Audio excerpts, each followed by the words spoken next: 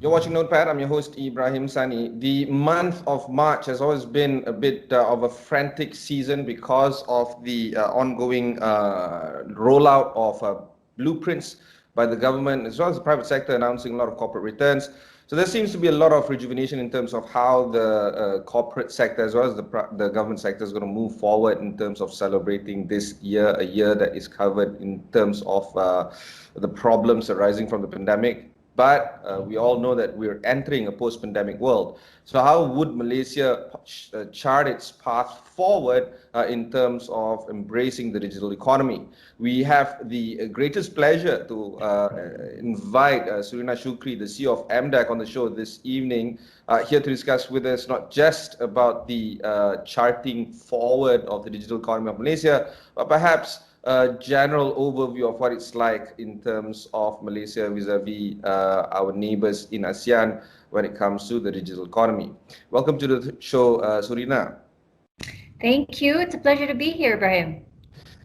We recently saw the MyDigital blueprint being launched by the government, and of course, there's a lot of debate surrounding MyDigital. I, for one, am not particularly enthusiastic about the blueprint per se, just because it's a bit too long. The time frame is 10 years, and a lot of things can happen 10 years. In 2011 versus 2021, for instance, the world that we know as it is in terms of the digital economy is unrecognizable. Things have changed. But what would be some of the key things on why a blueprint on the digital aspect of the country is given that long runway of 10 years instead of a 2021 blueprint, for instance? Yeah. So thanks, Ibrahim. So I would say before we get to even talking about timelines, I think we should recognize that the blueprint is a step in the right direction, number one, because it's needed in the sense that it takes a holistic, whole of nation approach. Blueprint also breaks the silos, because in this blueprint, what's talked about also is the coordination and collaboration that's required between not just the government, so all the different ministries and agencies, and most of them are named. There's a whole cluster of the digital economy and 4IR council with Prime Minister himself chairing and different ministers leading and chairing all the different 6 thrusts in there. But it also talks about private sector collaborating as well. So you talk about breaking the silos. You talk about accountability, especially accountability on the government side. In the blueprint, it talks about government also stepping up. Civil service being digital as well. And I think that if executed well, this really will help us capture that opportunity and leverage digital to take us from a middle-income nation to the next level. There has been a lot of studies being done regarding the adoption of digitization in a pandemic environment. And the theme is generally that the public sector is adopting digital slower than the private sector. Do you feel that this blueprint is literally meant for them, and see how the private sector can help along the government in terms of adopting the digitization process? In some ways, I think yes. I think one of the core things that's talked about in the blueprint, the way that I see it, the blueprint has 6 different thrusts. One of that, it's 3 core pillars, and then one of that is actually enabling, making sure that we've got a stable and solid enabling ecosystem. And that talks about infrastructure, that talks about regulation, and that also talks about government. And so I think that that's really required in terms of building up the foundation of our digital economy. And so for one, government really has put in significant effort and taken on the accountability of ensuring that we have widespread connectivity and increasing the quality and standards of connectivity, which is required to help drive that adoption. Yeah, speaking about connectivity, 5G was supposed to be rolled out last year en masse, but that didn't happen. And of course, telcos are rushing to get this done this year. And we all understand the kind of limitations that they all face, particularly when it comes to capex, and of course the roll-up plan per se with the government, spectrum allocation, many other things involved in between. but you feel that you're a little bit more optimistic when it comes to 5G rollout in the near term to help push us forward and embrace the digital economy with, I guess, in earnest. Yeah, well, first I would say when you say 5G was supposed to be rolled out last year, I don't think that that was the case, because I remember having conversations. We had a lot of tests around commercialization of 5G, and I think those are on track. And of course, last year everybody got a little bit sidetracked with the pandemic. But I think now the primary focus is ensuring that we've got mass connectivity elsewhere. So it's two-pronged infrastructure plan, i.e. ensuring that you've got the 4G consistently across, and 5G to help capitalize and not capitalize, catalyze industry. So I know that the ministry, I know that the telcos, I know that MCMC are all fast and furious in terms of ensuring that we've got a smooth rollout of infrastructure and connectivity across the nation. Let's talk a little bit about MyJendela. It is a plan that was formulated to provide wider coverage and better quality of broadband, particularly for those that are currently facing a lot of challenges when it comes to good internet. How is MDEC featured in the MyJendela rollout? So we're not so much featured because, as you are aware, infrastructure is really not our remit. And so, like Dr. Fazil and I, we sit next to each other in post-cabinet meetings. But from our standpoint, it's to make sure that we provide our support. We make sure that we understand what's required so that we can help drive the adoption side. It's almost like they build the highway, and then our job is to make sure that there are cars on there.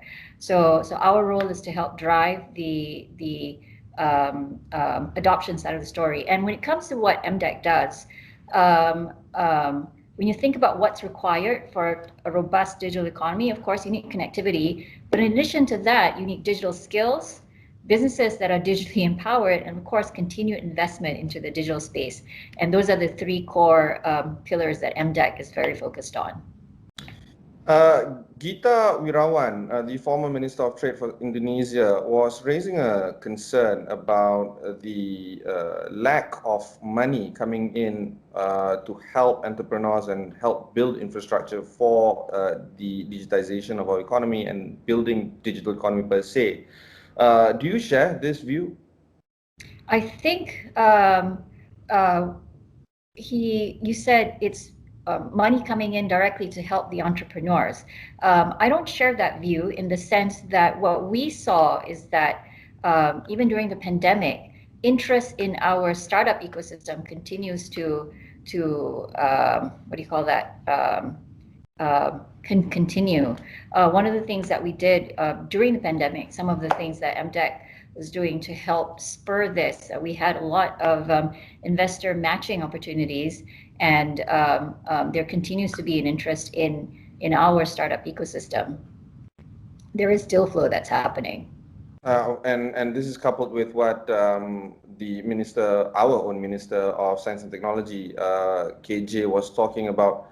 While there are money coming in terms of the early stage, I guess, level, there's not much money pouring into the R&D aspect, just before, I guess, pre-seed A, at the kind of money that is needed to boost the phenomenal growth that a lot of startups are facing. And when we talk about technology, we want to talk about vaccine discovery. We want to talk about R&D in terms of AI. Strong fundamental technology building blocks. Do you feel that part of the money that is pouring into the country is missing? I think that there is momentum, and the reason why I say that is because when you look at just activity that's happening as far as the startup ecosystem is concerned, just technology ecosystem is concerned, there's a lot of interest in Southeast Asia right now. There's a lot of interest in Southeast Asia. And so when these investors look at the region, they're looking at it as a whole. And I do think that there are discerning investors that are looking at specific opportunities in Malaysia as well. And so I think that that momentum is building up, and I think that is key. Even when you look at Penjana Capital, so Penjana Capital was something that was announced earlier this year, and so that is a matching criteria where we've got foreign VCs investing in our ecosystem. And I think Penjana Capital, if I recall, it's about 1.5 billion worth of capital that will be deployed into the space. And see, this is the hesitancy that's coming out from the skeptics right now. There's a lot of announcements made by the government, but the execution of these kind of plans seem to be facing a lot of hiccups. The greatest example that can be seen is the delivery of 150,000 laptops, for instance. The Penjana Capital was announced, but we don't see the list of entrepreneurs receiving the funds. And while the idea and intention might be noble, the execution is seen by some can be flawed. Do you feel that that is an area of improvement that the government can think about right now? Yeah, I think execution is key. Now, coming back to Penjana Capital, it does take time. If you recall, what was announced in January was the announcement of the 8 VCs, and so of course it's only been 2 months, and I would think that the VCs are having conversations with investors, with entrepreneurs, and it does take time to go through the investment process, the pitching process, the diligence process, and whatnot. And so it should be valued from a year standpoint, right? Not just a span of 2 months, because that was the model for that one was it's funding it's a fund of funds model. Okay, but all right, I see your point, but there is a lot of mismatched expectations in terms of how Penjana Capital is going to work out. The expectation is it's going to be money out straight up, just as how other forms of stimulus has been done, and the public is perhaps misunderstanding what Penjana Capital is all about, which boils down to communication. Do you feel that there's a lot more communication that needs to be done when it comes to stimulus programs, like all the other programs that is not Penjana Capital versus fund for fund matching program like Penjana Capital? Yeah, I think that there's still a lot more that can be done on the communication side. I think that when we roll out certain programs, it has to be like an ongoing set of communication. It can't just be like you mention it, you talk about it once, and that's it. And so I think in general across, and this is not just a comment that applies to government, I mean, and MDEC, it applies to us as well. We really need to make sure that whenever we do something, the telling the story and communicating out, we really need to over invest in that. More often than not, like there's a lot of good things that happens, but the communication aspect of it is not as robust as it needs to be. And I think we recognize that, and we're working towards improving that. Certainly on the MDEC side, we are. It's International Women's Month, as you rightly pointed out before we started the interview. But of course, yesterday was International Women's Day. The statement coming in from the Prime Minister was that if we do increase women participation in the economy or in the workforce by 30%, we're going to see anywhere between 7 to 12% increment in GDP. And even if the numbers are slightly off, this is pretty common sense. The more people you get into the workforce, the more productivity you're going to get, the bigger the growth can be. But there seems to be a lot of problems when it comes to women, not just entering the workforce. It's about if they do leave the workforce to focus on the family or any other personal reasons, is that when they do step back in, they have to start sort of like from ground zero again, instead of just starting where they left off. And this is disadvantageous for women across all sectors and across all levels. So generally speaking, you're disincentivizing women from leaving the workforce altogether, or if you do let them leave, there is no incentive for them to come back and rejoin and contribute to the economy. This is a perennial problem, and I don't think you can solve it, or MDEC can solve it. But what is the idea that we need to approach this? What is the philosophy coming from the approach of solving this, you think? So this, I will just comment from a personal standpoint, yeah? So number one, thank you, Ibrahim, for recognizing what you've said just now really highlights that it's not a level playing field. So these issues are out there. and it requires a specific, deliberate approach to help address. And I think that it's something that women can't do alone. It requires like the whole a greater support system, and support is actually key. I think like one of the challenges with what you just described there is childcare, and so such these issues they're interrelated with childcare issues, and so if we can help build a more robust childcare support system, I think that would help alleviate that as well. In some areas, in some companies actually, work support also includes childcare support. So some progressive companies, some tech companies actually in the US, they have like on-site childcare. So that these are some of the ideas. But in addition to that, I think there's also requirement to be very intentional about engaging and supporting women in the workforce. So for example, you talked about women leaving the workforce, and then when they try and come back, they have to start from square one, which is absolutely not true. I think that one of the things that we could do, either companies or more broadly speaking, perhaps something that the government can consider is more widespread returnship programs.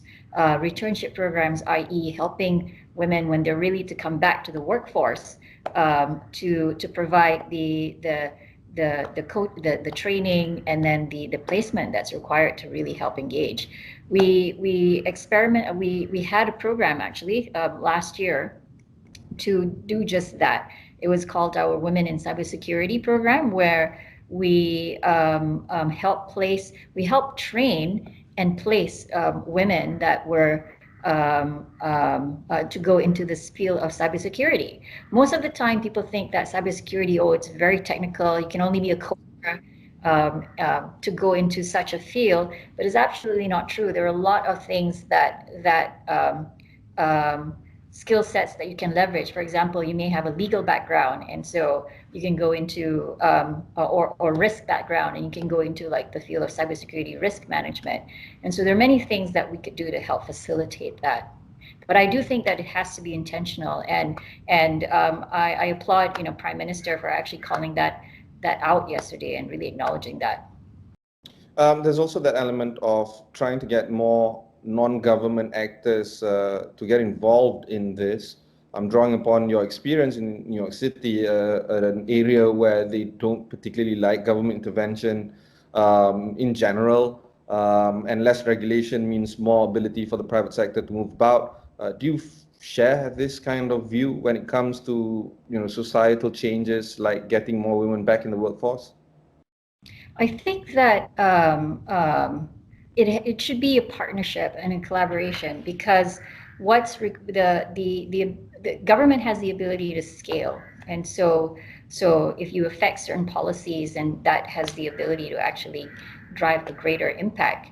And so I do think that it should be like a collaboration with private sector and public sector as well. What you said is true. Government has the capacity to scale. And I want to shift away from women issues and now talk about education. It seems like whenever I talk about education on any platform, whether on Astro AWANI or Clubhouse or on podcasts or whatever, there seems to be a lot of emotions invested when it comes to education. We've seen how this past year education has been failing our children in particular. And those that have versus those that have not tend to fare better. My children, for instance, is in the private education sector, and therefore they tend to fare better than their neighbors, literal neighbors. And I don't think that's fair, and I don't think that's right. Do you think that digital economy might play a bigger role in terms of improving the delivery of education for our children? Yeah, so I would say yes and no. Yes, in the sense that the digital economy is really all about mindset, this mindset of change. And so when you talk about delivery, that the delivery of education really is also you need to make sure that the medium is there for delivery as well. And so yes, in the sense that the opportunity is there, but no, because you also need to make sure that the people that who are delivering the content is also thinking along the same way as well. So I think this is also this is an area where I think we as society, as parents, really need to push to make sure that we prioritize the need for education and education reform, actually. A few weeks ago, MDEC issued a statement saying that the digital economy's contribution to the GDP is going to surpass 20% by the end of the year. It's currently based on the statement that was issued by MDEC at around 19.1%. Do you feel that this is enough, or do you feel that the number can grow even more? At the moment, everybody can, as you would say just now, use a different mindset of approaching the digital economy. Yeah, I would say that we continue to push, and there is great momentum, and then there is potential for that number to increase even further. Okay, and what areas do you think that would be? What sectors do you think that could spur that growth? Yeah, so for one, the way that we look at the contribution, it is three different areas. Yeah, so number one, we measure the contribution from a pure technology service, technology product standpoint. So that's one contribution to that 20%. Two, it's also the contribution from the consumer side, i.e. the e-commerce market. And then three, it is also the contribution from the digital creative content industry. So all three are registering. We're seeing a lot of growth in that area, particularly on the e-commerce side. Before we end this interview, I want to pull your idea or pull your thoughts on how we can benefit from the 700 million population of ASEAN instead of just the 32 million population of Malaysia. Because we are not a homogeneous culture, we're not homogeneous, we don't even use the same language, most of us. There seems to be a lot of challenges, more challenges than there are opportunities when it comes to capitalizing on this beautiful market we call ASEAN. Do you feel that the digital economy aspect can actually break down these barriers and approach things in a way where entrepreneurs, governments, and of course consumers out there can actually enjoy the upside of the digital economy for the benefit of ASEAN as well? Yeah, so I'm a perpetual optimist. So I think the answer is yes. I think it boils down to finding problems that are common and consistent across the region, and solving those problems will lead to that. So take Grab, for example. The problem that they were solving was mobility, and so by solving it in Malaysia, where they started, that model then got replicated elsewhere in other areas.